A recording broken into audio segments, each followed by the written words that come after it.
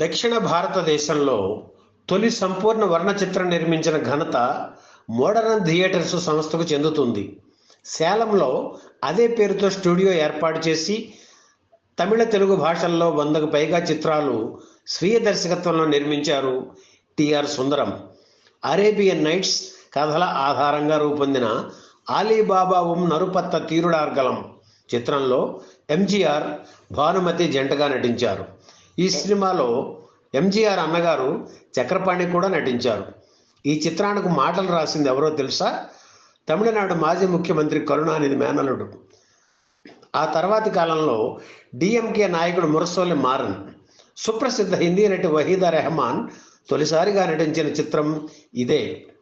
ఒక నృత్య సన్నివేశంలో ఆమె కనిపిస్తారు. ఆలీబాబా చిత్రానికి సుసర్ల దక్షిణామూర్తి సంగీత దర్శకత్వం వహించారు. 1955లో వచ్చిన ఈ చిత్రం కలర్ ప్రాసెసింగ్ అంతా ముంబైలోని ఫిల్మ్ సెంటర్ ల్యాబ్లో జరిగింది. 50లోనే వచ్చిన ఈ భారీ బడ్జెట్ చిత్రాన్ని తెలుగులో ఆలీబాబా 40 దొంగల పేరుతో విడుదల చేశారు. పాటల్ని విడిగా రికార్డు చేశారు. తెలుగులో కూడా ఈ సినిమా బాగా ఆడింది. ఆలీబాబా విజయం తెలుగు నిర్మాతల్ని ఆకర్షించింది. మనం కూడా కలర్ చిత్రం తీస్తే పోలా అనిపించింది.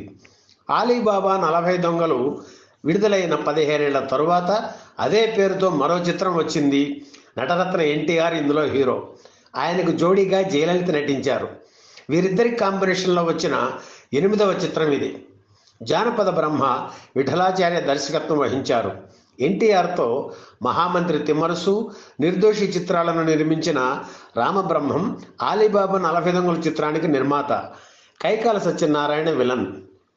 ఇందులో హాస్య జంటగా రాజబాబు, రమాప్రభ నటించారు.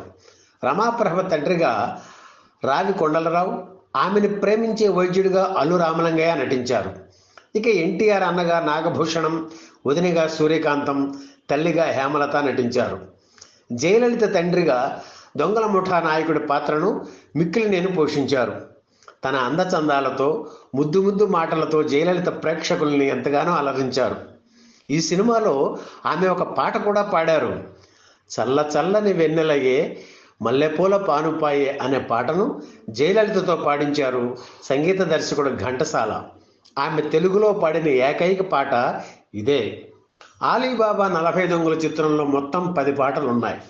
వాటిల్లో ఎన్టీఆర్, జయలలిత గుర్రం మీద వస్తూ పాడే నీలో నేనై నాలో నీవై అనే పాట ఎవర్ గ్రీన్.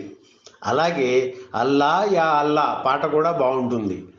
ఆలీబాబా 40 దొంగల చిత్రంలో దొంగలు దోచుకొని వచ్చిన సొమ్మును దాచే గుహ ఎక్స్టీరియర్ వర్క్ను వలసర వాక్కంలో సెట్ వేసి చిత్రీకరించారు. ఇంటీరియర్ వర్క్ కోసం వాహిని స్టూడియోలో సెట్ వేశారు. ఈ గుహ తలుపులు ఖుదా కా కసం, కసం కా హుకుం, ఖోలోవో ససేం అనే మంత్రం చదివితేనే తెరుచుకుంటాయి.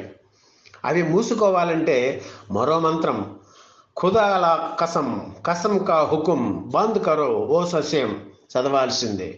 ఆ రోజుల్లో ఆలీబాబా 40 దొంగల సినిమా చూసిన పిల్లలు ఈ గుహ, దానికి సంబంధించిన మంత్రం బాగా నచ్చేసేవారికి. ఇంటికి వచ్చాక ఈ మంత్రం చదువుతూ ఆటలు ఆడుకునేవారు. తక్కువ ఖర్చుతో మంచి క్వాలిటీతో స్పీడ్గా సినిమాలు తీయడం విఠలాచార్య ప్రత్యేకత. అందుకే ఎన్టీఆర్ ఆయన్ని అభిమానించేవారు, ఆదరించేవారు. ఆలీబాబా 40 దొంగల చిత్రాన్ని 12 లక్షల రూపాయల బడ్జెట్లో పూర్తి చేశారు విఠలాచార్య. అయితే చిత్ర నిర్మాత రామబ్రహ్మం ఎవరితోనో సినిమాకు బాగా ఖర్చయింది, 14 లక్షలు చేశాడు మా దర్శకుడు అనడం విఠలాచార్య దృష్టికి వచ్చింది. ఆయనకు ఒళ్ళెమండి నిర్మాత దగ్గరికి వెళ్ళి, మీకు 14 లక్షలు అయ్యాయి కదా, ఒక పని చేయండి, 6 లక్షలు ఇస్తా, సినిమా నాకు ఇచ్చేయండి అన్నారు విఠలాచార్య.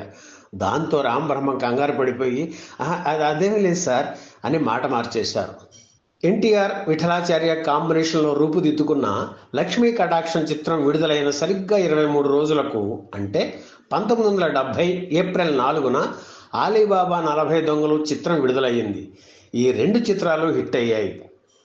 ఈ వీడియో మీకు నచ్చితే లైక్ చేయండి, షేర్ చేయండి, వెంటనే సబ్స్క్రైబ్ కూడా చేయండి.